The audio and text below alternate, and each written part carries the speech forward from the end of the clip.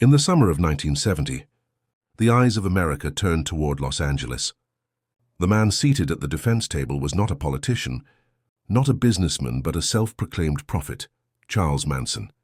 Around him sat three young women, his so-called daughters of the Manson family, Susan Atkins, Patricia Krenwinkel, and Leslie Van Houten.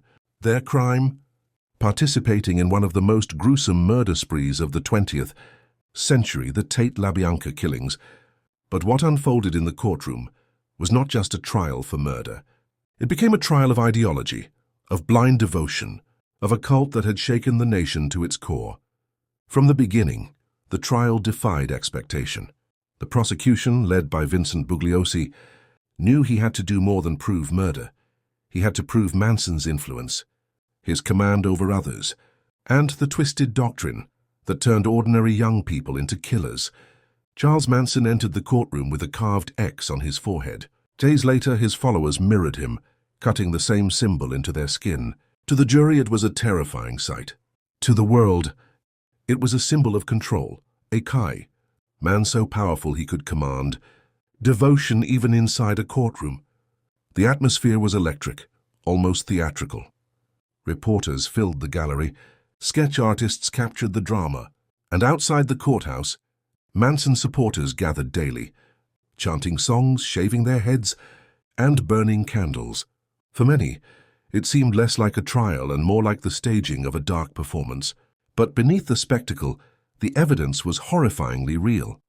The details of the Tate murders shocked even seasoned law enforcement.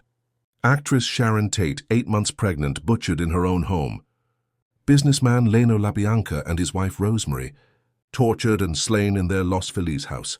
The word pig scrawled in blood on walls, symbols of a war Manson claimed was coming, Helter Skelter, his prophecy of racial apocalypse.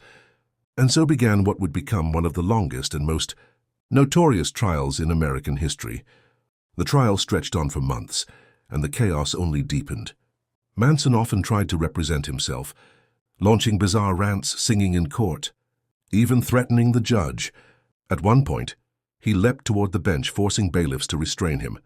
His followers, seated beside him, giggled, sang, or stared blankly at the jury, as if hypnotized. Witness testimony was no less chilling.